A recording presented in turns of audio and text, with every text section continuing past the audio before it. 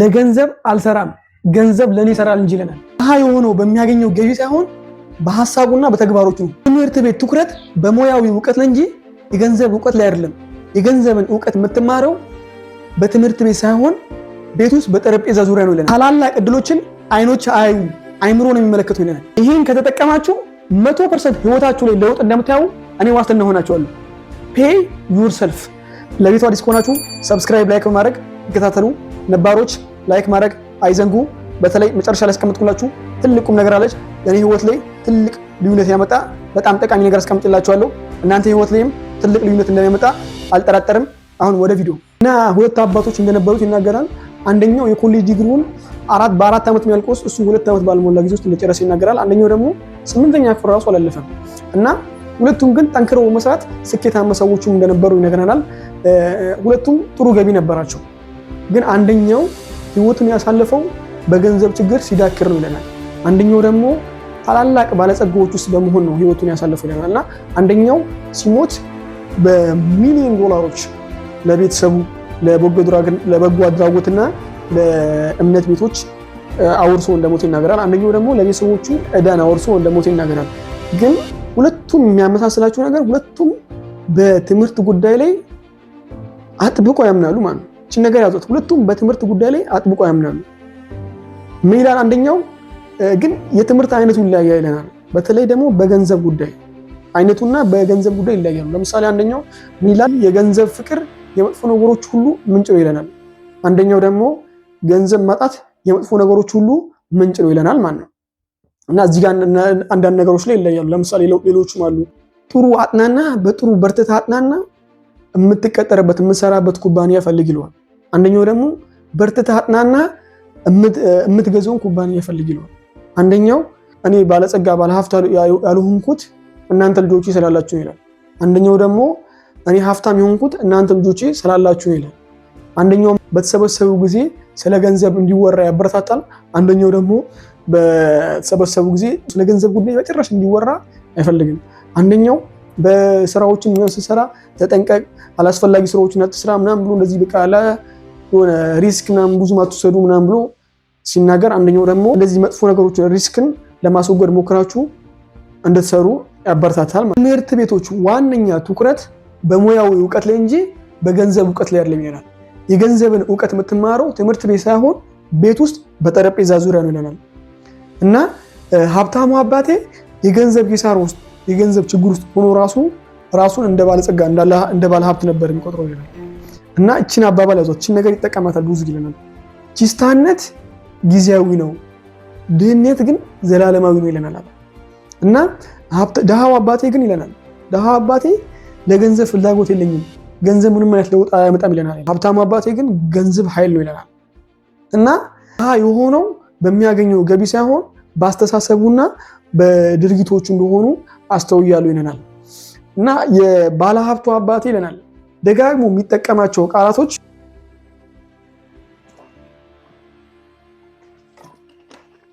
ምን ይለናል? ደጋግሞ እኔ ለገንዘብ አልሰራም ገንዘብ ለኔ ይሰራልኛል እንጂ። ከዛም በኋላ ውሳኔ ወሰንኩ ይለናል። ከሀብታሙ አባቴ ብቻ የገንዘብን ዕውቀት ከሱ ብቻ ልማር አለኝ። ገንዘብ ይመጣል ይሄዳል፣ ዋናው ግን ከሁሉም ነገር በላጩ የገንዘብ ዕውቀት ነው አለን። እና እዚህ ጋር ትልቅ ስቶሪ ያለች ምናምን ነገር በጣም ብዙ ውጣ ውረድ ያሳለፉበት ምናምን ነገር ትምህርት ቤት ውስጥ እነሱ የሚማሩበት ትምህርት ቤት ውስጥ እነ ሮበርትና ማይክ የሚማሩበት ትምህርት ቤት ውስጥ የሀብታም ልጆች ብቻ ነበር ያሉት። እና እነሱም ያን ያህል የድሃ ልጆች ያን ያህል ባይባሉም የወረዱ ባይባልም ከነሱ ከነበሩት አንጻር በጣም የወረዱ እነሱ አዳዲስ ነገሮች በየጊዜው ይቀያየራሉ ምናምን ነገር ከነሱ አንጻር እኛ የወረደ ደረጃ ነበር ነው ነገር ይላል። እና የሆነ አንድ ቫኬሽን ምናምን ነገር ሊወጡ ነበርና ጓደኛቸው ነው እነሱ ሌላ 3 ልጆች ጋር በአዲሱ ካዲላካቸው ሄዱ። እኛ ግን ለምንድነው እኛን ያስቀሩበት ምክንያት ወደ ቫኬሽኑ ከነሱ ጋር እንዳንሄድ ያስቀሩበት ምክንያት እናንተ ደሃ ስለሆናችሁ ነው ምናምን ነገር አሉ። ከዛም በኋላ በቃ መጥፎ ስሜት ተሰማና ከዛም በኋላ እኔና ማይክ ለናል ትንሹ ጓደኛው ገንዘብን እንዴት መስራት እንዳለብን ለመማር ወሰንን። ከዛም በኋላ ብዙ ውጣ ውረዶች እንዳሳለፉ ምናምን ነገር ከጎረቤቶቻቸው እየሄዱ ሲግናል ወይ ኮግኒት ምንለው አላ እንደዚህ የጥርስ መፋቂያ ምናምን ነገር እንትን ሚይዙት በዛን ጊዜ የአልሙኒየም ምናምን ነገር ነበር ቀላጭ ምናምን ነገር ከዛ እነሱ መሰብሰብ ጀመርናል። ለሳምንታት ከሰበሰብን በኋላ እነሱን አቅልጠን ምናምን ነገር ሳንቲሞች ለመስራት እየሞከርን ያለ አባቴ መጣለን ከጓደኛው ጋር ሆኖ ከዛም በኋላ ምንድነው ልጆች ምናምን ነገር ምን እያደረጋችሁ ነው ምናምን ነገር አለና ከዛም በኋላ እኛም ሳንቲሞች እየሰራ ነው ምናምን ብለን ነገር ነው አለ። ከዛም በኋላ እኮ ሳንቲም እኮ መስራት የባንኮች እንዲሁም ደግሞ የመንግስት ብቻ ነው ለመንግስት ብቻ ነው ፈቃድ ያለው ህገ ወጥ ነው እናንተ አትስሩ ምናምን ሲለን እሺ እንዴት እናድርግ ምናምን ብለን ስንጠይቀው የገንዘብ እውቀት ከፈለጋችሁ ከኔ ይልቅ የማይክን አባት ጠይቁት ምናምን ነገር አለ። የማይክ አባት ማለት አጠገቡ ያሉ ጓደኛው የሱ አባት ምናምን ነገር ሲለው ማይክም ደግሞ የኔ አባት እኮ ጥሩ መኪና የለውም እንትን ምናምን ነገር ምናምን ብሎ መለሰለትና ከዛ ልጄ ያረጋ ብሎ ልጄ አንዳንዴ እኮ ጥሩ መኪና አለህና ጥሩ ቤት አለህ ማለት ሀብታም ነህ ማለት ላይሆን ይችላል እና አሁን አባትህ በጣም ትልቅ ነገር እየገነባ እንደሆነ አውቃለሁ በቅርቡም ደግሞ ትልቅ ባለሀብት እንደሚሆን አልጠራጠርም ምክር ከፈለጋችሁ ከሱ ብትወስዱ የተሻለ ነው ብሎ ነገራቸው። ከዛም በኋላ እነሱም ምክር ለመውሰድ የማይክ አባት ጋር ምክር ለመውሰድ ብዙ ውጣ ውረዶች ምናምን እንዳሳለፉ ቪዲዮ እንዳይበዛ በአሪፍ ስቶሪ ቅመም አድርገን ሰርተንላችኋል ገብታችሁ ማየት ትችላላችሁ። ብዙ ነገር የምትማሩበት ነገር አለ። በጣም ብዙ የጠቀመኝ ነገር ብዙ ነገር አለና ግን እዚህ ውስጥ እንዳላቀርበው ቪዲዮ ይረዝማል ብዬ ነው። በጣም ያንን ነገር ስትሰሙት ሞር የተሻለ እውቀት ይዛላችሁና ቪዲዮን እንድትሰሙ ጋብዛችኋለሁ። ብዙዎቹ የገንዘብ ችግር ውስጥ የሚገቡት ራስን ከማዳመጥ ይልቅ እንደ ብዙሃኑ መጓዝን ስለመረጥን ይለናል እና እንደ ብዙሃኑ መጓዝ ሲል ምን ማለት ነው?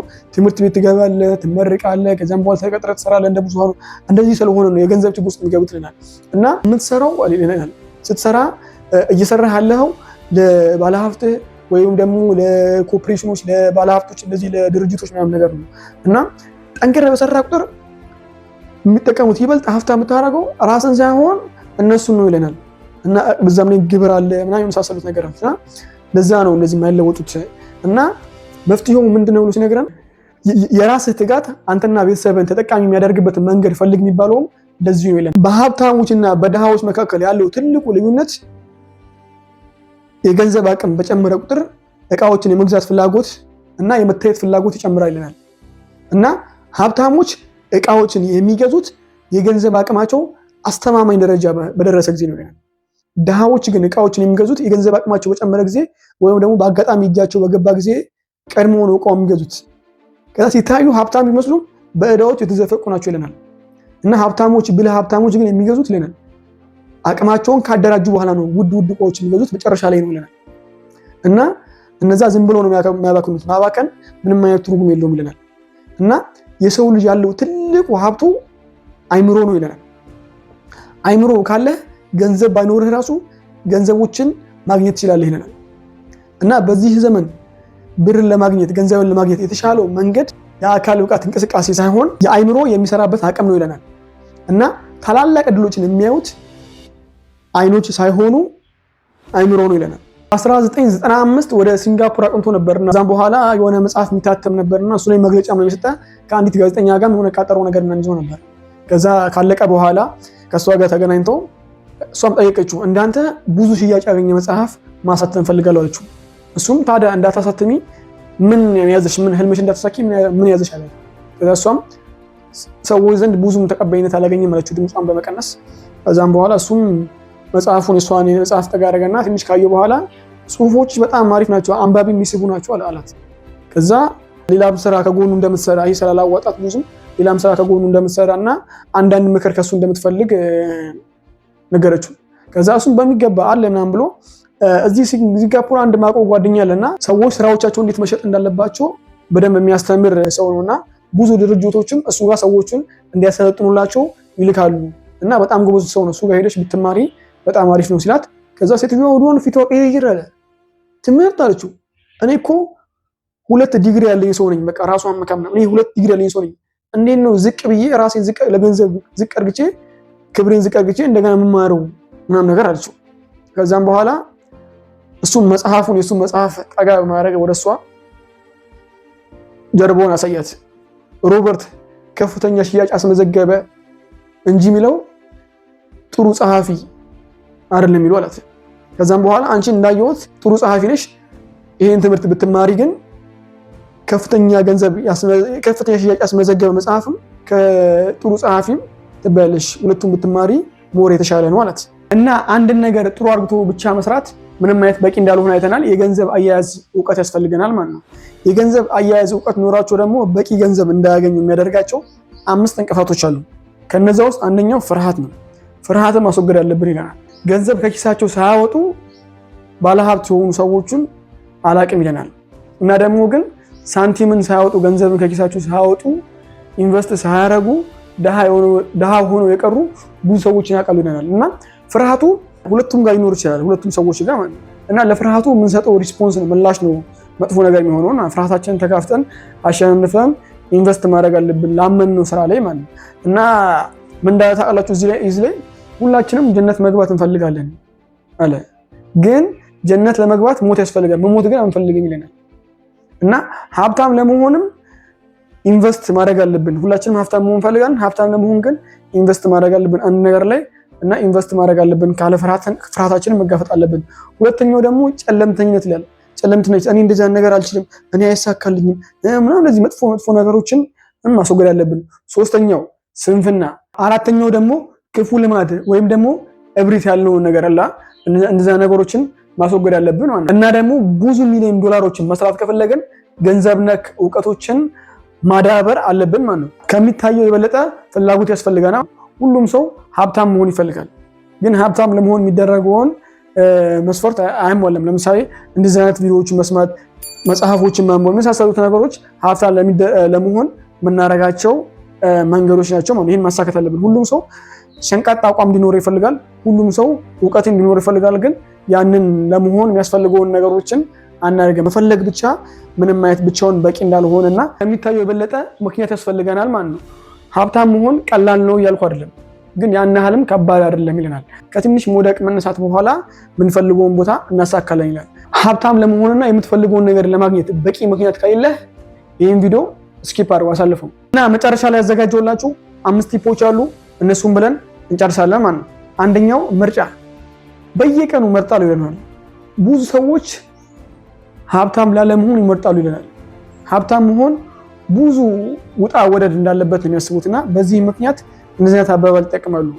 እኔ ብዙም ሀብታም የመሆን ፍላጎት የለኝም ይላሉና ውሸታም በሏቸው፣ ስንፍናቸው እንደዚህ የሚያስብሏቸውና ነብዩ ሰለላሁ ዐለይሂ ወሰለም እንዳው ታላችሁ ኡመቴ ሁሉ ጀነት ይገባል እምቢ ያለ ሲቀር አሉ። ከዛ እምቢ የሚል አለ እንዴ ናምስሉ የታዘዘኝ እሺ ብሏል፣ ያልታዘዘኝ ደግሞ እምቢ ብሏል ይላልና እዚህ ጋር አሁን ልላችሁ ፈለኩት ምርጫና ፍላጎት አለ።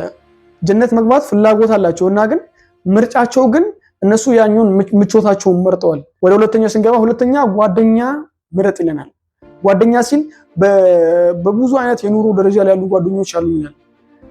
ያንን ለማለት ፈልጌ ሳይሆን ይላል ከዛ ሰው ወይ ከጓደኛዬ ምን አይነት ቁም ነገር ወስዳለሁ የሚለውን ማሰብ አለባችሁ ይላል። አንድን እውቀት ከቀሰምክ በኋላ ሌላ እውቀት ለመቅሰም አትቦዝን ይለናል።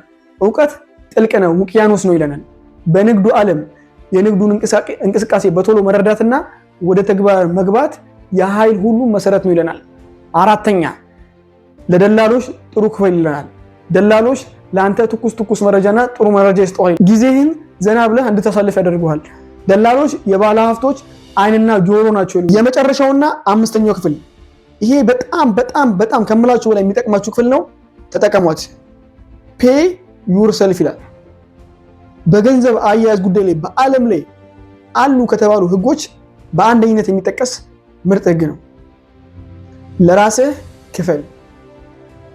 ይሄ ሲባል ብዙ ሰዎች ለራስ ክፈል ሲባል ለራስ ጥሩ ነገር ማድረግ፣ ለምሳሌ ልብሶች ምናምን ነገር መግዛት፣ ጫማዎች ምናምን ነገር መግዛት ይመስላል።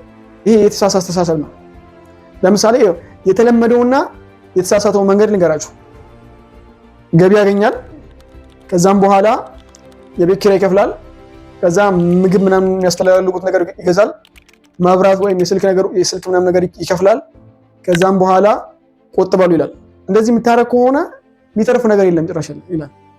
እና ይሄ የተሳሳተው መንገድ ነው። እና ለራስ መክፈል ምን ማለት ነው ካላችሁኝ፣ በቀላል ቋንቋ የቅድሙን ተገላቢጦች ማድረግ ነው ማለት ነው። ገቢ ታገኛለህ፣ ከዛም በኋላ 10%ን ትቆጥባለህ ማለት ነው። እዚህ ጋር አካውንት ከፍታለህ፣ በዚህ ጋር አካውንቱ 10%ን ትልካለህ፣ ከዛም በኋላ ያሉትን ስቴፖች መጠቀም ነው ማለት ነው። እንደዚህ ስታደርጉ ብዙ ጥቅሞች ታገኛላችሁ። ከነዛ ውስጥ ባላችሁ ነገር መብቃቃት ትጀምራላችሁ። ሌላኛው ደግሞ የሆነ ቀን ተከማችቶ የሆነ ስራ ለመስራት ራሱ ሊጠቅማችሁ ይችላል። ሌላኛው ደግሞ ሰላም ራሱ ታገኛላችሁ። ከዚህ ስራ ብባረር ምን ሆናለሁ ብሎ ብዙ ሰዎች ይጨነቃሉና ያንን ያጠራቀማችሁትን ነገር ለዛ ነገር ይሸፍንላችኋል። ለራስ መክፈል ማለት ይሄ ነው። በትንሹ መጀመር ትችላላችሁ። 5% ቢሆን በዚያን ነገር ጀምሩት፣ ሞክሩት፣ ታተርፉበታላችሁ። ቪዲዮ እንደጠቀማችሁ አልጠራጠርም። ለቤቱ አዲስ ከሆናችሁ ላይክ፣ ፎሎ